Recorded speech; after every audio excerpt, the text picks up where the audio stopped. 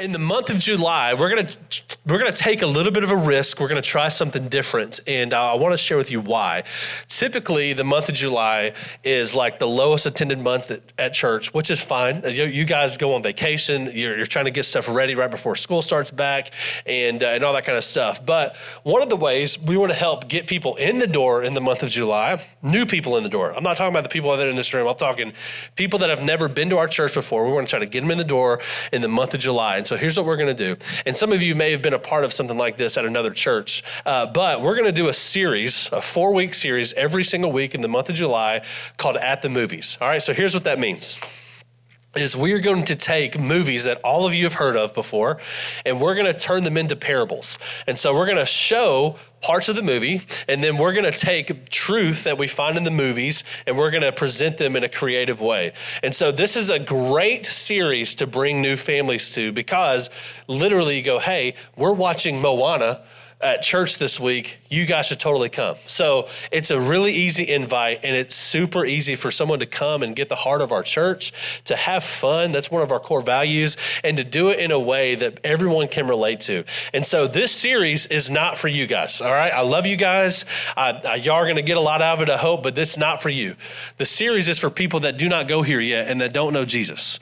I want these people here, and we're going to advertise it. We're going to push it and all that kind of stuff, but I promise you, if you bring them, their life could change forever. This could be the moment that they come and go see a movie at church that sounds ridiculous and go, that was unlike anything that I thought it would be like, and I want more of that. And it's not about this church, but they're going to meet Jesus in the midst of watching a movie. And I can't wait for that. So I wanted to share with you why we're doing it. We're doing it to reach lost people in this community. That's why we're doing it. And so what we're going to do is we're not going to go all out like some churches that do this. They like build sets in their lobby, but they're not portable. So we're not doing that. But we're going to have popcorn every single week. We'll have candy. We'll have soda. We'll have some VIP seating up here that's close to the screen, you know, that we're going to invite people to, like, we're going to handpick people that are going to sit there. It's going to be a whole lot of fun. And I've got a guy that was in our men's group, who is like, he would not care if I said this. He's like king nerd, all right? He's like the man, he puts on like a Star Wars convention every year that just got done. It's awesome. And so I've talked to him, and we're going to get people in costume out in the lobby, like stormtroopers or like a Darth Vader, where kids and families can take pictures with them. It's going to be a lot of fun. And we might be asking you guys, hey, if we got you an Iron Man suit, would you wear it in the lobby, right? So be ready, all right? We're going to do some fun stuff. We're going to take a little bit of a risk together, but I think it's going to be fun. Does that sound exciting to y'all? Now, do you want to hear the movies we're doing? Yes. Okay, all right. I sent y'all a text message to vote on movies. We didn't pick any of them, I don't think, because we're also stealing a lot of this from other churches that give it away for free. So we're taking scripts that they've already written, and we're going to tweak them and all that kind of stuff. So the series starts on July 3rd. So what better movie than Independence Day, baby, the original, to start off? I thought y'all be a lot more excited about that. It's going to be really fun. And Will Smith is in it, so that'll be fun. He actually slaps an alien in that movie. So anyway, that'll be really fun. So that'll be good. And obviously, if we're not going to have bad words and stuff like that happening. It's going to be all good, but that'll be a fun movie. The second movie we're doing the second week is we're actually going to not do kids that week. Everybody's going to be in here. It's family service. Really, the next two we can be family services. But we're asking all of the parents to bring their kids in here. We can put down blankets. They can sit down here and watch the movie. It'll be a lot of fun. But we're going to do Moana for the second one. That should be really awesome. I cry every time I see that movie. I'm not even lying.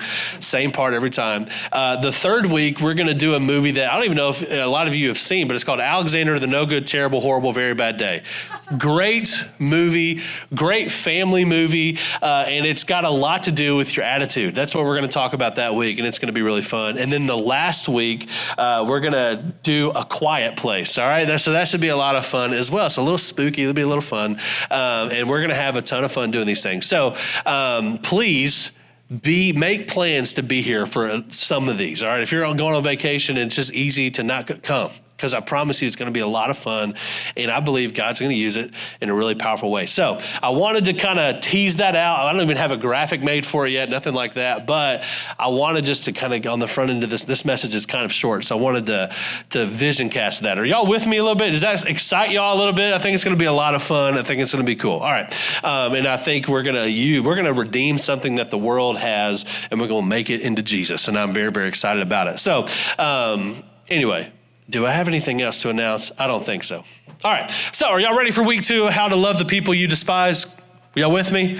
Okay, here we go. All right, last week we started the series and we talked about controlling people and how do we love those difficult people, right? Like not just controlling people, but difficult people in general. How do we love people that suck the life out of us? Because sometimes we have no choice. We're around people all the time that suck the life out of us. For some people, they're controlling. And so last week we talked about how do we love people that we have a relationship with that are controlling. And so we said, if you don't like the relationship you have with these people, change what you expect and change what you accept, right? If you are in a relationship with someone that's controlling, change what you accept and change what you expect. And that's what you have to do. And we also learned that a lot of us, we pointed the finger a lot of times at the beginning of this message, but at the end, we kind of point the finger back at ourselves and said, like, we are like this a lot. We can be controlling. We can be manipulative. We can do these things. And so we talked about that last week. Next week, Pastor Stephanie is going to be talking about needy people and how do we love needy people, right? These people are the hardest people to love because you think you're loving them and you're helping them because they need something, but then all of a sudden you come to realize it's a vicious cycle. They are always needing something, right? And I'm not talking about your kids. Kids are needy, but I'm talking about adult needy people, right? And then the last week, we're going to talk about hypocritical people. How do we minister to hypocritical people? How do we love hypocritical people? Because that drives me crazy when someone is a hypocrite. But this week, we're going to talk about critical people. Y'all say critical. And unfortunately, we all face an overly critical person at some point in our lives. And this is the person that they could die and go to heaven and find something to complain about, right? Like they're like, these streets could be a little more gold. You know what I'm saying? Like I thought it would smell a little better up here, but it doesn't, right? Like they're just critical. They can find something and nitpick it all day long. Like they're just great at doing this. Maybe for you, it's a boss and you've never heard of something you've done well from your boss. All you hear is, man, I've done this wrong, or I can't do anything right. They never tell you anything that you do well. That was one thing. My dad, how long did you work at the Tennessean? 37 years, same place. And that was one of the complaints he always told us is like, they never tell us what we do right. They always just tell us what we do wrong. Some of you have bosses that are like that, right? Maybe you have a mother-in-law in here that passively, aggressively lets you know what you're doing wrong, right? Like, oh, I just wouldn't do that. Or are you sure? Are you sure? And like, you just have this relationship with someone in your life. Maybe for you, it's a husband and they nitpick every single thing that you do, right? And all the stuff you do around the house, all the stuff you do to make sure the kids stay alive, all they do is they get home and they nitpick it, right? They're not appreciative of what you do. But we have to face it. Criticism is a part of life. In fact, Aristotle said this. He said, to avoid criticism, do nothing, say nothing, and be nothing. That's what hits Aristotle. Now, he's a pretty smart person, right? And I don't want to criticize this quote, but I'm going to. Here we go. If you do nothing, say nothing, and be nothing, someone's going to criticize you for being lazy, right? Like criticism, you can't avoid it. You always are going to be criticized at some point in your life. In other words, if you're breathing, you're going to deal with criticism. Has anyone ever experienced criticism before? Come on, raise your hand. Somebody did something they didn't like. If you work in like a retail space or you work in food and beverage, my gosh, how often does someone criticize the person that makes your coffee at Starbucks, right? Like, I said I wanted no sugar, right? And they just lose it. They like to criticize. But this is especially true if you are a follower of Jesus. If you're truly following the teachings of Jesus, the ways of Jesus, you will be criticized. Why? Because you're going to live life that's different. And from some of you, you're actually suffering a lot because you are being criticized from somebody and it's eating you alive from the inside out. It could be a close relationship we have with a family member. It could be that old friend from high school. It could be your grandmother, right? Like your spouse, your boss. You're going to have critical people in your life, and you're really having a hard time. So how do we love these people? How do we love people that only see negative in everything? How do we love people that have the audacity to give you unsolicited advice, right? On how you should be doing stuff because they don't like it. Well, here's some 4 thoughts I have. And if you're not taking notes, I want to encourage you, take notes. This is where it's really going to help you, all right? The first thought is this: often you don't respond. So how do you respond when someone criticizes you? Often you don't respond. Anyone resonate? You don't respond. Some of us, we feed into this a little bit. But let me remind you something. Just because someone criticizes you does not obligate you to respond. Just because someone has something negative to say about you, it doesn't obligate you to respond. You don't owe them anything. You don't owe them an explanation. You don't owe them a response. If they're criticizing something, oftentimes you don't have to respond. In fact, in 1 Peter 2, it says this. It says, Jesus, he did not retaliate when he was insulted, nor threaten revenge when he suffered. He left his case in the hands of God, who always judges fairly. Jesus was often criticized. And I'm talking to the point that even when he was hanging on a cross, people were criticizing him. People were spitting in his face. They were ripping his beard out. People criticized Jesus even before that. The religious people did. Here are some of the things, insults that were thrown his way. People called him the friend of sinners. We've kind of taken that and turned it into a compliment. Back then, that was not a compliment. That was like, this dude is hanging around people he should not be hanging around. He was the friend of sinners. People called him drunk. People said he partied too much. People called him a lunatic. People called him blasphemous, like he was just cursing the name of God all the time. Jesus lived with these insults all the time. And Peter is telling us, who spent years with Jesus, he's saying, hey, this guy didn't even respond. He didn't say anything back to these people. He never retaliated. He left it in the hands of God. Just because someone criticizes you doesn't mean you have to respond. And here, if you're in here and you're into the Enneagram and you're an Enneagram 8, this is hard for you because you want to like buck up and go, oh yeah, and then you want to start like a fight, right? You don't have to. You don't have to do that. You don't have to challenge everything. You don't have to feed into that. Here's what it says in Proverbs. It says, a person's wisdom yields patience. Listen to this. It is to one's glory to overlook an offense. All right, sensible people control their temper. They earn respect by overlooking wrongs. That's what another translation says. So what does it mean to overlook an offense? What does it mean to overlook a wrong? And I'm just going to be honest with you. We are terrible at this. We get offended by everything. I mean, have you logged on Facebook in the last 15 seconds? Because I promise you, in the first 2 seconds, you're going to stroll in there. You're going to find someone that's been offended by something. They're going to be complaining about gas prices. They're going to be complaining about this person. They're going to be, if you're on, especially any of the like local Facebook groups like HIP Hendersonville, oh my gosh. I mean, it's just like trashing one person, one business after the other. That's people just get offended all the time. And we just like to air out all this stuff. But the Bible tells us it's to one's glory to overlook an offense, to overlook someone's wrongs, right? And so what does it mean to overlook an offense? It does not mean that we pretend it doesn't happen. We can't just ignore stuff sometimes. We don't pretend it doesn't happen. But what it does mean is that we consciously decide to let it go.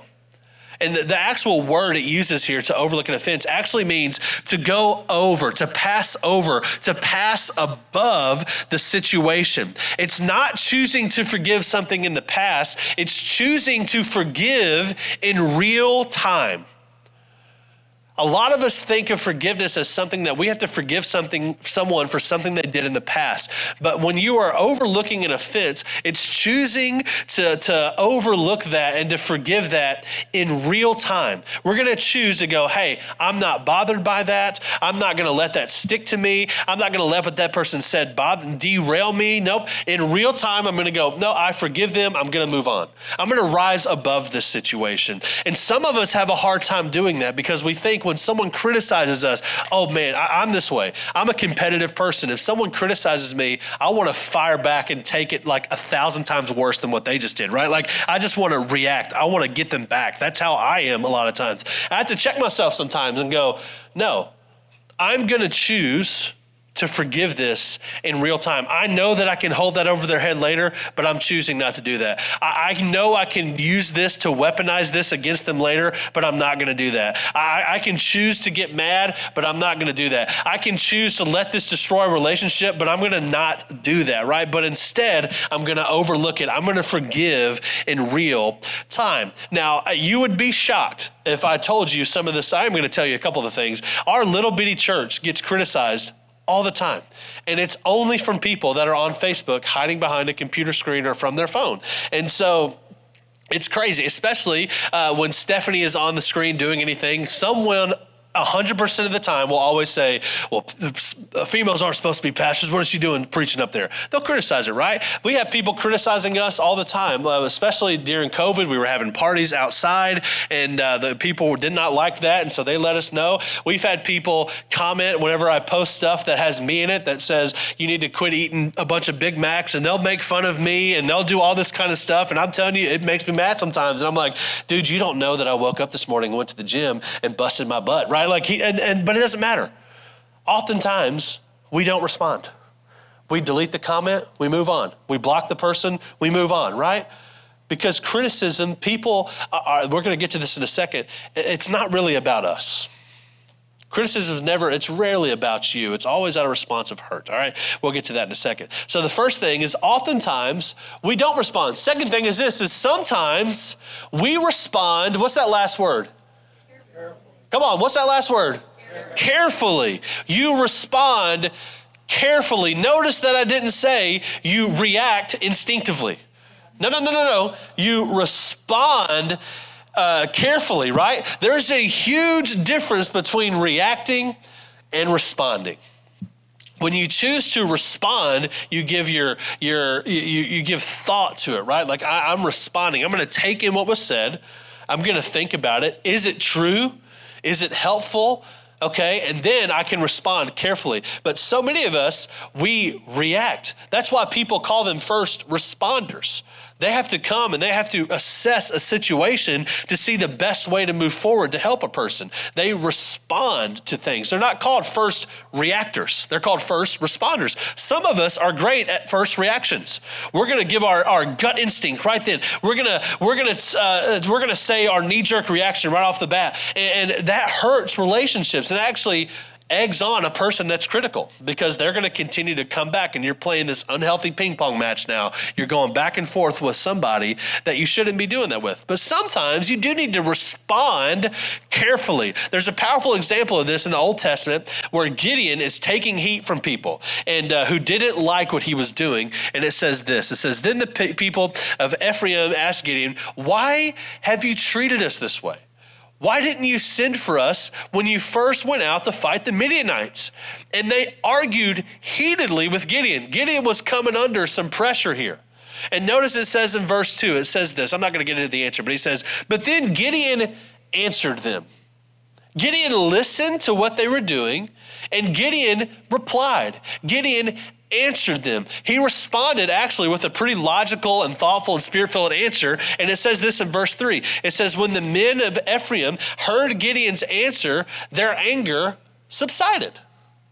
So it says, when Gideon took some time and he thoughtfully responded to the people that were criticizing him, it helped their anger subside a little bit. Sometimes a response, a careful response, can help a critical person genuinely understand where you're coming from. Sometimes. Not all the time, and some of you are probably thinking, like, you don't know the critical people I know because this would not work, right? But sometimes doing this will help a critical person understand kind of where you're coming from. Because at some point, you're going to run into this, right? Like, for some of you, man, you wanted to go back to school. And maybe there's people in your life that don't support that decision. And so they're criticizing, like, are you sure? Like, shouldn't you be working more and not going back to school? It's going to cost money and blah, blah, blah. And you're going to have to respond and say, you know what? I prayed about this. This is what I feel like God wants me to do, and God's going to provide for it. You're going to just respond, right? Are you sure you want to go into full-time ministry? You know, those people don't make any money.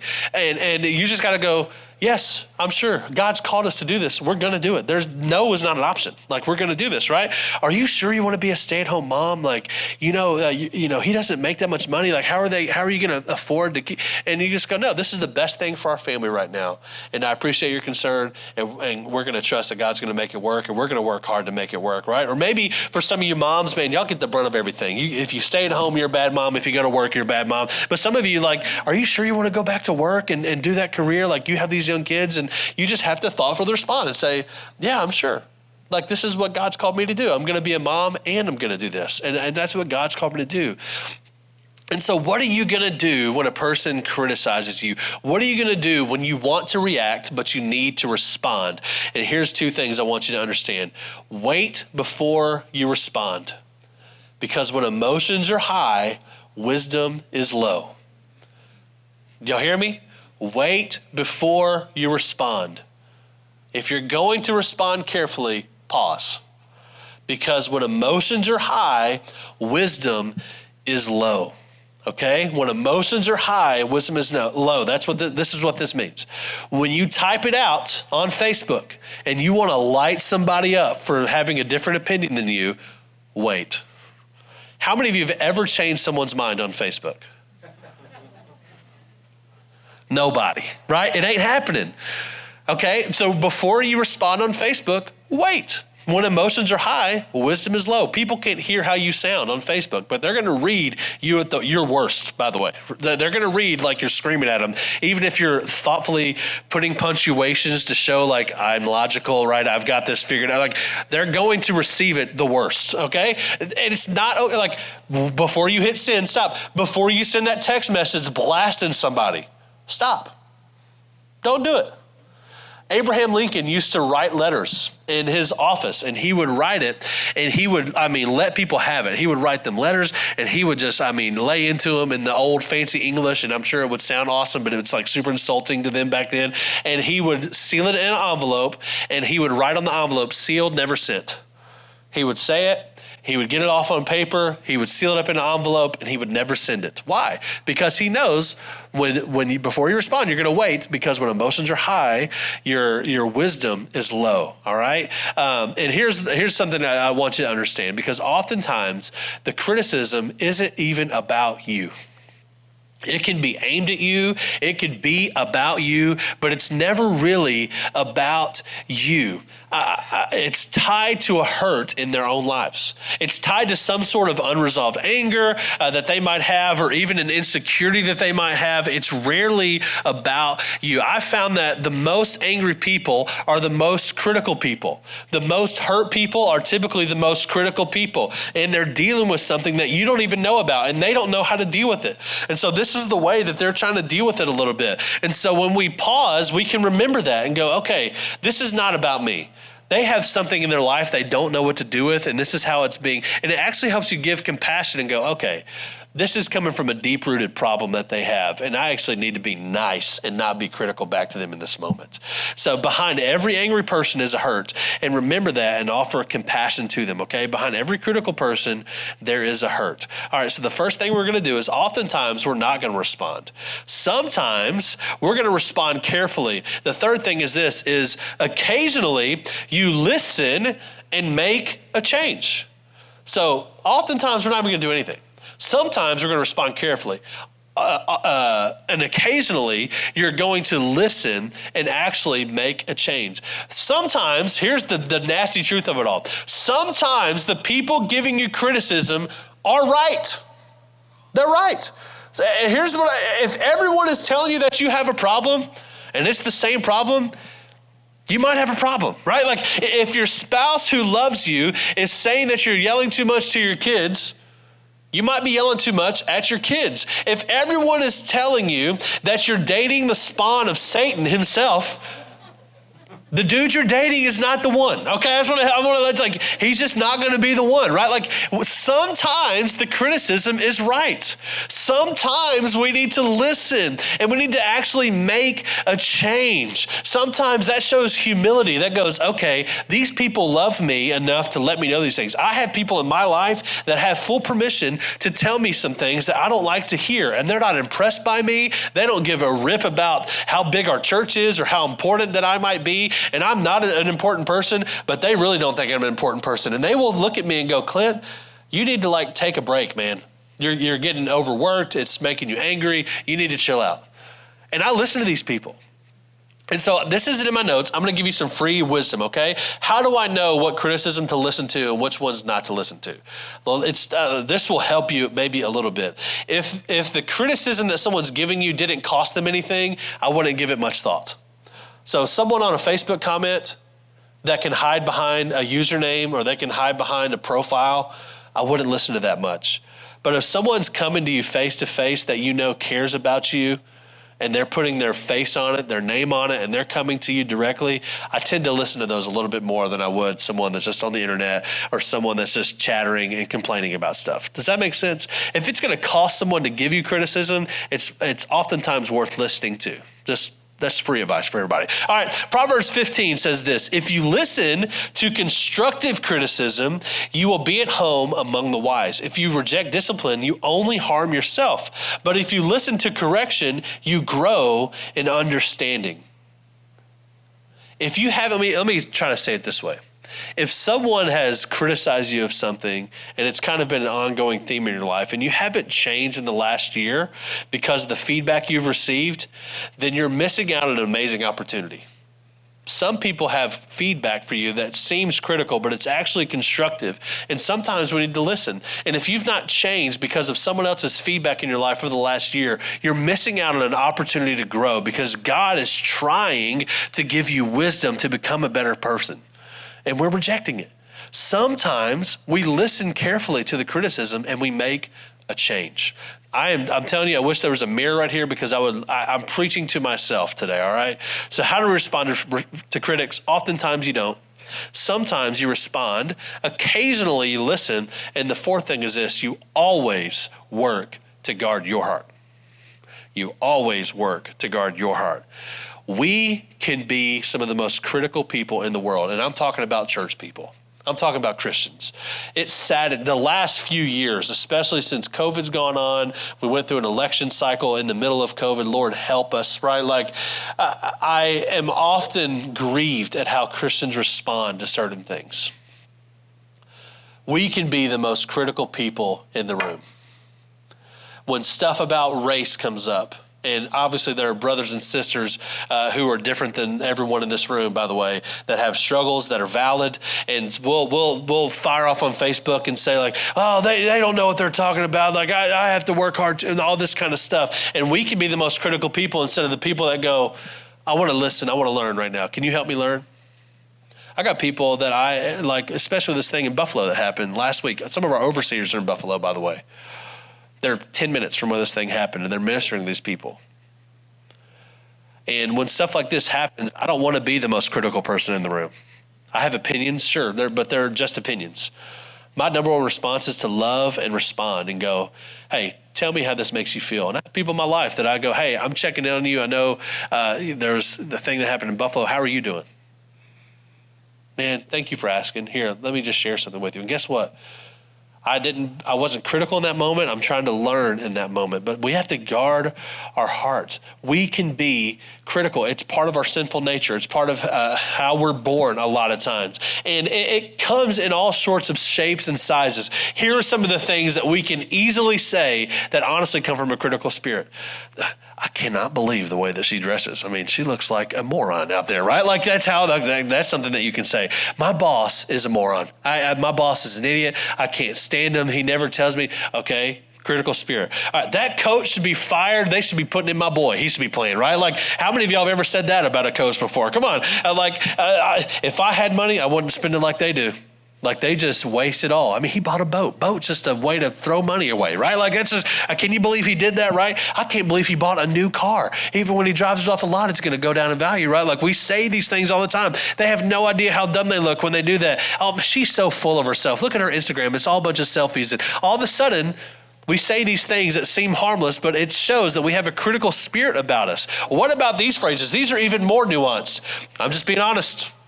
How many of you have ever said those words before? I'm just telling it like it is. I'm just calling it like I see it. I'm just saying, right? We say this stuff all the time, and it's like that gives us a pass to just be so hurtful. We're going to go, well, bless her heart. And then we can just say whatever we want after that, right? Like, no, that's not how it works. That shows that you have a critical spirit about you. And I'm telling you, I am the worst of all of this stuff.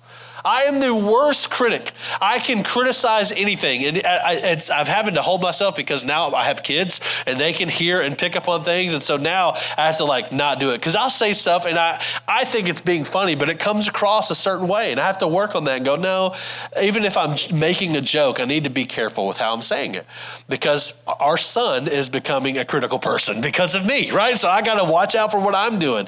Here's what it says in Proverbs 12. It says, some people make cutting remarks, but the words of the wise bring healing. I don't have the right translation on the screen. I'm sorry. Some people make cutting remarks, but the words of the wise bring healing. We need to be people in here that bring healing with our words.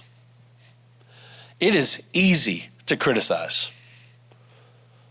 It is easy to criticize. It's hard to build somebody up. To go, hey, I'm proud of you for this reason right here. You know, criticism sticks so well because it's so specific.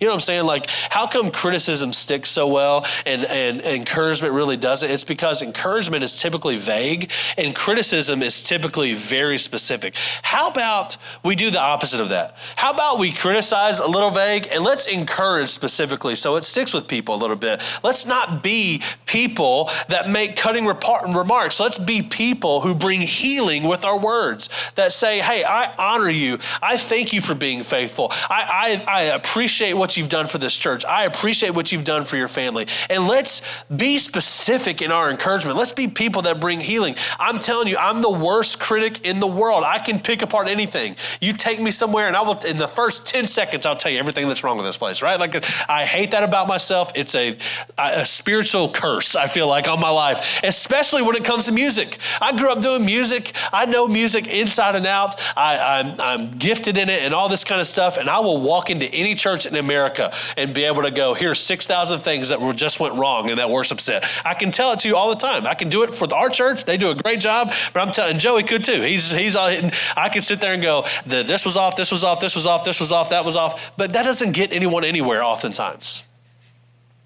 And that really just makes me look like a jerk. And oftentimes when you have a critical spirit, it just makes you look bad, but you're not being constructive about it. But my critical spirit is always born out of pride, ignorance, or hurt.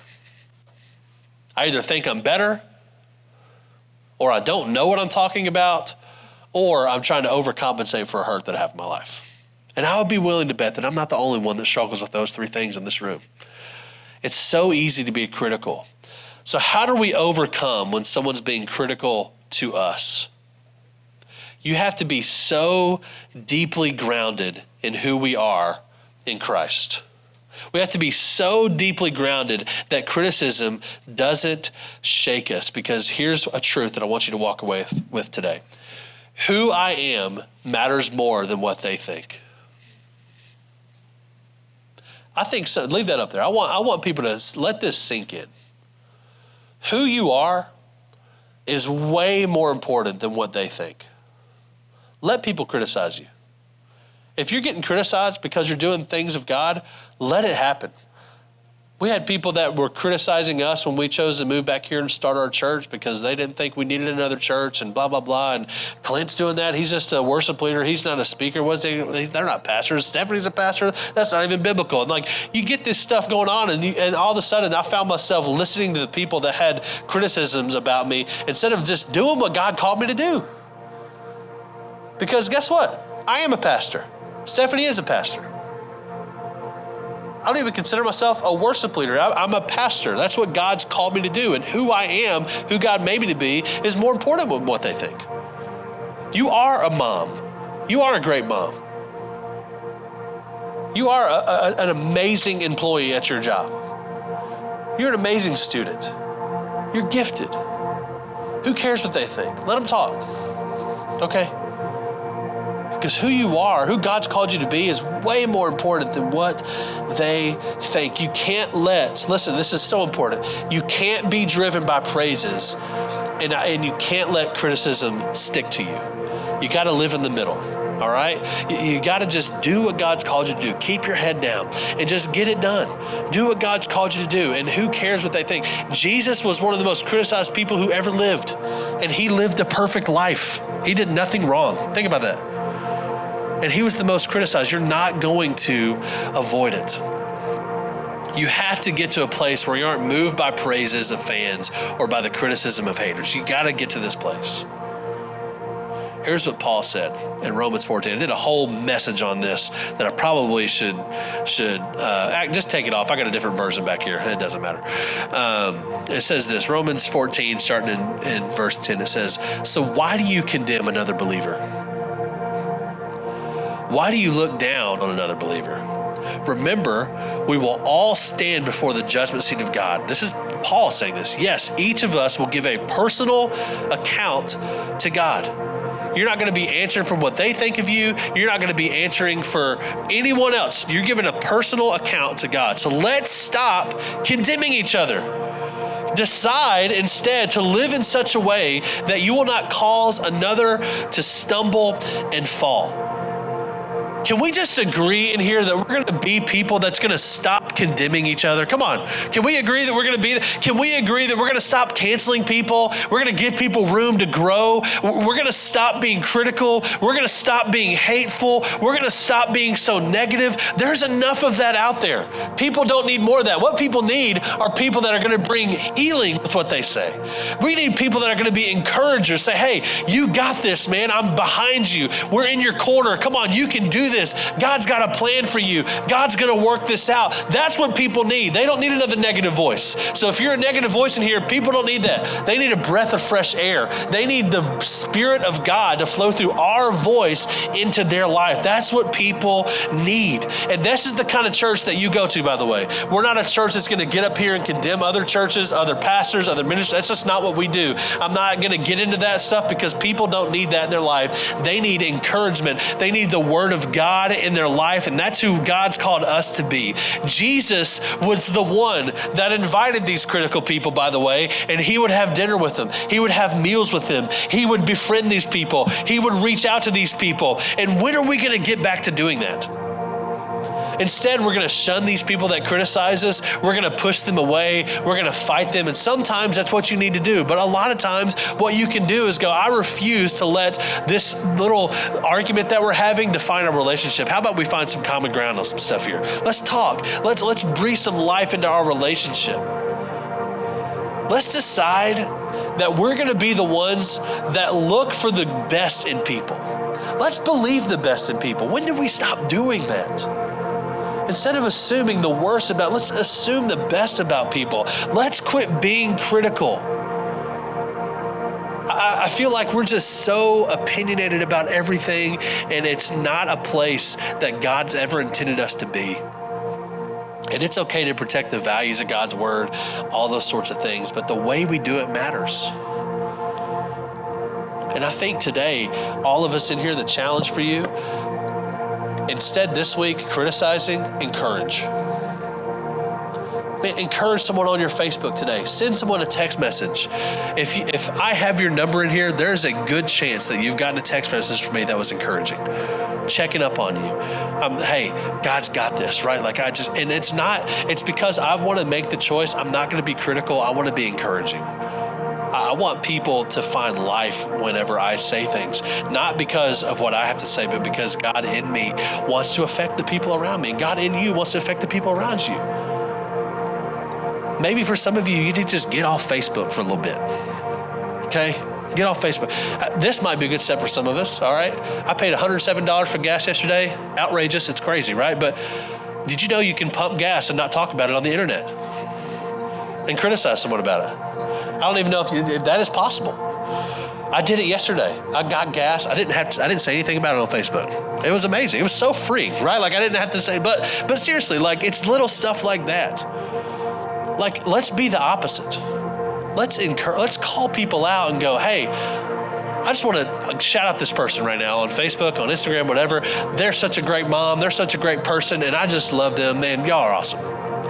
My goodness, that's so different now that would change someone's life right now. And that's so easy. It didn't cost you anything except you were just nice. Let's quit being critical and let's be encouraging, because that's what God has called us to do. Y'all with me a little bit? Come on. Are y'all ready to leave here and be an encouraging person? All right. Are y'all with me a little bit? Come on now. If you don't have Facebook, guess what? You can do it the old-fashioned way. Find someone face-to-face and say, you're doing a great job. Boom. Don't do it to me. I'm not looking for compliments right now. I'm leaving tomorrow and I don't care about anything that happens here while I'm gone. I'll be fine. But y'all do it to each other. Call people out. Thank you. Man, I got some people that came to help me me and Joey set up today. Kevin's in Dagenham, Ireland. And so we were shorthanded setting everything up today. Thank you guys for showing up. Harrison didn't even ask you to show up. He showed up. I appreciate you, man. And you did a great job up here today. And then Ryan stepped up and did the lyrics back there. So if you had a problem with it, it's his first time. You did great, dude. Hey, it's okay. I ain't worried about it. I got my notes. I don't know what's happening behind me. So it may have been wrong the whole time, but thank you. I appreciate it. But seriously, find something about somebody and encourage them. Do it with your kids. Man, we can be critical of our kids at the drop of a hat. But how about you look at them and go, hey, I'm really proud of the way that you, like I told Ruben already today, he came early and he was moving cases in here with us and working hard, stacking the chairs up in there by himself for a lot of it, doing an amazing job. And I said, hey, I am proud of you for coming in here and working hard this morning, stacking the chairs, moving the cases. And he just lit up. It just made his day, right? People need that from you today. You have the power to make someone just light up on the inside. God, we love you. I thank you for the example that you set for us, God. I pray that we aren't known for being critical in this place. And I know some of us are hurting and there's some stuff going on beneath the surface that not many people know about. And it's just so easy to criticize instead of just dealing with what's going on in our lives. But I pray that we can deal with it so we can be healthy people and we can encourage people. I pray that Oasis Church, our little bitty church, would be known for how we encourage. I pray we encourage deeply in this place. I pray that the people that come here, that people know that go here, would be the most loving and encouraging people that anyone's ever been around. I really pray that, because I believe that's what you've called us to do. That doesn't mean that we can't speak the truth. That doesn't mean we can't stand up for what is right, but we can do it in a way that you would have done it. And I pray you help us do that. Help us be encouraging. Help us see the best in people. Help us believe the best in people, God. Help us encourage people in a way that only, that's supernatural, that's spiritual, God, that only they could get from the voice of God. And I pray you can help us be the voice of God today. We love you. We thank you. It's in Jesus' name we pray. Amen. Come on, y'all give God a hand in here. Next week, I'm very excited. I'm going to be leaving tomorrow to go out of town for a week. I'm going to a pastor's retreat. And literally, the only thing on the agenda is to just relax and have fun at this place. And so I wanted to let you guys know that's where I'll be. And Stephanie got to go on a cruise earlier this year, so she's been fine. I'm joking. She deserves a cruise every week, but I am going to be going there. So I would just love your prayers. Just pray that I come back refreshed and ready to rock and roll to kind of tackle the summer and all that kind of stuff. I would just really appreciate that. If y'all could do that for me, that'd be awesome. And pray for Steph, because she's going to be home by herself with the kids. So I think I'm just going to turn my phone off, by the way, while I'm gone. So I will not be able to be reached. But y'all could just be praying for that. That'd be awesome. And then the last thing is, if you, Brother Kevin's not here, so we should have a bucket back there somewhere. Is a bucket back there, Ty? There you go. Brother Tyler's going to have a bucket back there. If it's your first time here and you could fill out a Connect card that I don't have with me, fill that out, and we would love to serve you this week and get you a gift and just let you know how appreciative we are that you would come and visit us today. And you can drop that back there. And also, if you want to bring your tithes or your offerings, you can put it back there as well. And man, we love you guys so much. I'm so grateful that we get to build church together. I'm excited about July, all right? July, we're going to go after it hard. We're going to do At the Movies. It's going to be awesome. We're going to watch some of the best movies of all time, right? And it's going to be so good. And you guys have an amazing week. We're praying for you. We're always here for you. And we'll see you next week at 10. We're going to be talking about needy people. And can't wait for it. So y'all have a good week. See y'all later.